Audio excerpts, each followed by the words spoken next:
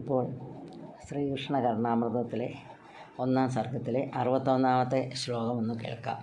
ചിഗുരം ബഹുളം വിരളം ഭ്രമരം മൃദുലം വചനം വിപുലം നയനം അധരം മധുരം വദനം ലളിതം ചപലം ചരിതം ചകദാനുഭവേ.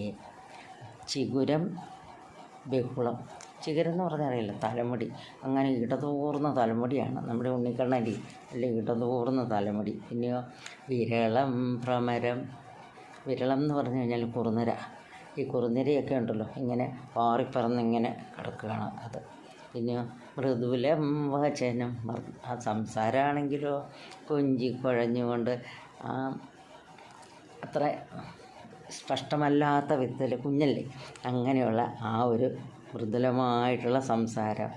പിന്നെ വിപുലം നയനം. കണ്ണുകളാണെങ്കിൽ നല്ല നീണ്ട കണ്ണുകൾ, വിപുലമായിട്ടുള്ള കണ്ണുകൾ. പിന്നെ അധരം മധുരം. അധരം മധുരം.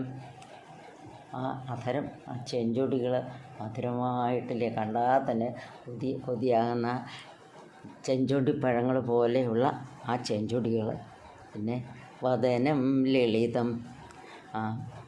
സുന്ദരം. മുഖമാണെങ്കിൽ നല്ല സുന്ദരമായ മുഖം, അല്ലേ, ആർക്കും കണ്ടാൽ കണ്ണിട്ട് കൊതി തോന്നുന്ന അങ്ങനെയുള്ള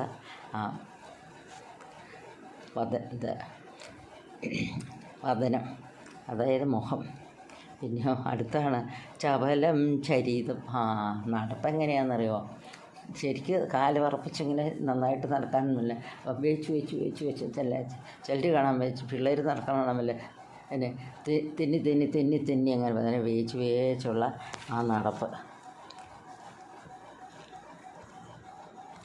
പിന്നെയോ ചപലം ചരിതം ചകദാനുഭവേ എന്ന് വെച്ചാൽ എനിക്ക് എപ്പോഴാണ് ഇതൊന്ന് അനുഭവിക്കാൻ പറ്റുക എന്നാണ് നമ്മുടെ ലീലാശുകൻ പറയുന്നത്.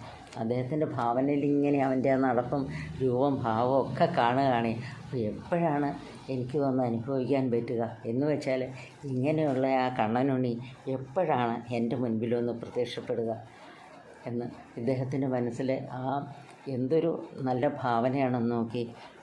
നമുക്കും പറയാൻ തോന്നുന്നില്ല. അധരം മധുരം എന്ന് പറയുമ്പോൾ മധുരാധിപതേരഖിലം മധുരം എന്നില്ലേ, ആ കണ്ണൻ്റെ, ആ പൊന്നുണ്ണിക്കണ്ണൻ്റെ ആ സൗമാര്യ രൂപം അത് നമ്മളുടെ മനസ്സിലും എപ്പോഴും നിറയണമേ എന്ന് മാത്രമേ വിചാരമുള്ളൂ.